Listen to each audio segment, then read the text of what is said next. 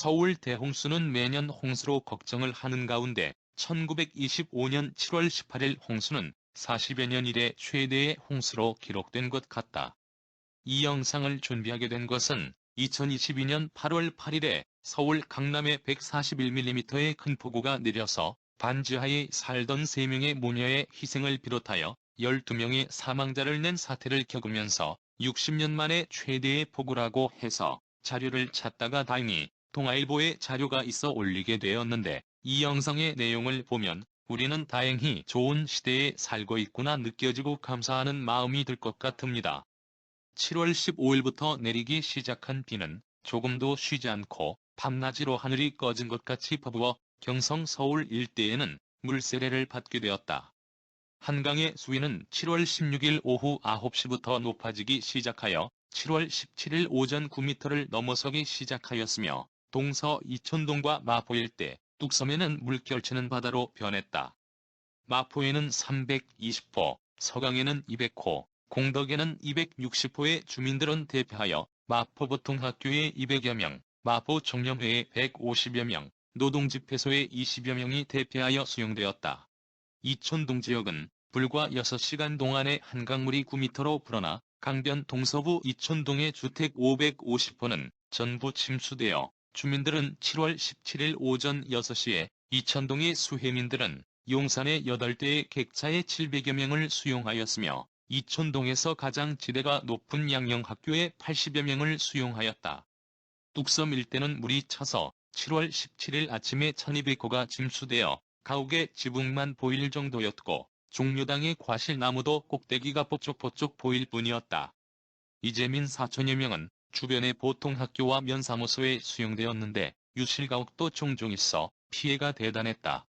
한강 건너 여의도에는 125호의 가옥이 있었는데 일전에도 30호가 침수하여 그때에도 식량이 부족하여 굶는 사람이 80여 명에 달하였던 경험이 있어 7월 15일에 동구락부에서는 130인에게 쌀 4홉씩 나누어 주어 대처를 하고 있지만, 이번에는 침수 가옥이 많고 교통이 마비되어 이들을 구제하려면 인천에서 증기선을 불러와야 하는데 증기선이 도저히 올라올 수 없기 때문에 다른 구제책을 강구해야 하는 가운데 배로 구출할 수밖에 없었는데, 7월 18일 11시 10분경에 뚝섬으로부터 피난민 20여 명을 태워 왕십리 쪽으로 구조를 하던 배는 샘물결에 밀려 수천리 앞 한가운데에 있는 버들나무에 걸려 그만 뒤집혀서 다시는 보이지 않아 이 배에 탄 모두가 강물에 휩쓸려 모두 익사하고 말았다. 뚝섬의 홍수로 강안에 갇힌 가옥들은 물에 떠내려가거나 그 외에 신천이의 가옥 150여 호는 물속에 잠겨 주민의 생사가 불명하며, 또 신당리에도 하수도가 터져서 300여 호가 전부 침수되었고, 마정리에서도 300여 호의 가옥이 전부 침수되어 수재민들은 갈 곳을 모르고 크게 곤란에 처했다. 용산 제방이 거듭당하는 수해에 매우 위험하게 되었는데, 제방 사이로 강물이 들어오려는 위험한 상태에서 경성부 용산출장소에서는 총출동하여 인부를 시켜 막는데 힘을 기울이고 있으며, 이 제방이 무너지면 용산 일대는 물에 떠내려갈 극히 위험한 상태에 있어 용산철도국에서는 15일 11시부터 사무를 중단하고 홍수 대비에 힘쓰고 철도 학교생들도 모두 출동하여 홍수 대비를 했다.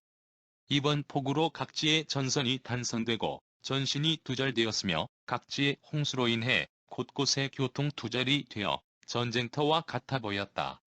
1925년 7월 18일 한강물은 점점 수위가 높아져 한강 위험 수위 10m 50cm를 돌파하여 10m 75cm를 넘어섰으며, 이날 용산철도국과 용산형병분대 부근에 물이 들이닥쳐 18일 새벽 2시 10분에 용산 방면이 전기의 단전으로 정전이 되어 컴컴한 암흑 세계 중의 위험을 보고하는 경종 소리만 났으며, 4시 반에 구룡산 영정제방이 터지고 뒤를 이어 옥천제방이 터져 급물이 몰려와 용산경찰서 앞까지 물바다가 되어 용산 일대가 침수되었다. 7월 18일 오후 1시 반에 한강 인도교 큰다리가 떠내려갔다는 보고를 듣고 용산경찰서에서는 급히 서원이 출동하였으나 3시가 되도록 돌아오지 않아 결과를 알 수가 없었으며, 물이 많아 교통이 두절되어 조사원의 안부조차도 알 수가 없었다. 1925년 7월 18일까지 용산 관내의 침수 가옥과 이재민 수는 다음과 같다. 이촌동 가옥 800지로 이재민 3,365명, 한강통 전부 가옥 피해 2,285호, 이재민 만 12명, 영정 가옥 394호, 이재민 1,248명, 원정 가옥 1,686호, 이재민 8,004명, 대도정 가옥 371호, 이재민 1,576명, 마포 가옥 591호, 이재민 2,242명, 도하동 가옥 978호, 이재민 1,750명, 합계 가옥 피해 6,792호, 이재민 29,229명이었다. 동서이부 이촌동은 전가옥이 유실되었다. 이번 홍수로 가장 피해를 당한 김해군 대저면, 을락동광을 사이로 동래군, 귀포면과 접경한 을락동강 주위가 280km이며 2,000여 회 가옥에 12,580여 인구가 사는 곳인데 이때 가옥 1,900호가 홍수에 침수되어 2만여 명의 이재민이 발생했고 7월 13일 오후 6시 25분경에 낙동강 하류에 늘어나는 물은 수위가 9m 70cm에 달하였으며 경남 창원군 대산면 대산수리조합의 제방이 무너졌으며 7월 14일 오후 2시경에는 또한 동군 동면 천정농장의 제방이 무너져 동면과 거부군 김해군 하계면에 전담 6천여 정보가 전부 침수되어 전멸 상태에 빠졌고 그 외 동시에 침수가옥이 3,000호에 달하고 유실가옥이 500호 이상이었고 유실된 가옥이 1,000여호에 달하여 수재민 15,000명은 부근에 있는 높은 산과 높은 제방으로 피난하였는데 부근 산면은 모두 침수되어 붉은 바다를 이루어서 도저히 건너갈 방법이 없어 창원경찰서와 창원마산 등 각 단체에서는 수재민 구조에 나서 16일까지 600명가량을 구조하고 그 외 14,400여 명의 수재민은 위험에 빠져 있었다. 1925년 홍수는 처음에는 40여 년 이래 처음이라고 했으나 생각보다도 홍수 피해가 많아서 7월 18일에는 매체에 60여 년 이래 처음 보는 대홍수라 했다. 그 시절에는 가옥도 부실했고 헬리콥터나 고무보트도 없는 시절이라 수해민을 구조할 방법이 없어 홍수 피해가 막대했다. 이번 대홍수는 서울만이 아니라 전국적으로 많은 피해를 유발했으며 7월 7일부터 비가 멈춘 7월 20일까지 피해 상황 통계가 정확히 없지만 7월 21일 총독부의 이번 대홍수 피해 상황은 다음과 같다. 사망 및 실종이 530여 명, 가옥 피해 12,458호, 이재민 6만여 명, 전담 유실 1,950여 정도, 경기도 사망 285명에 이르렀다. 그 시절 일제시대에 먹을 것이 없이 굶주리던 우리나라 국민들이 13일 동안의 대홍수를 당하여 살고 있던 집이 물에 잠기거나 물에 떠내려가 살 집을 잃어버리고 부모 형제와 가지고 있던 가재도구와 옷과 이불 등을 모두 홍수에 쓸려간 전쟁과 같은 상태에서도 살아서 이 나라를 지키고 6.25 전쟁을 겪으면서도 이 나라를 지켜준 대한민국 선배들에게 감사를 드릴 수밖에 없습니다.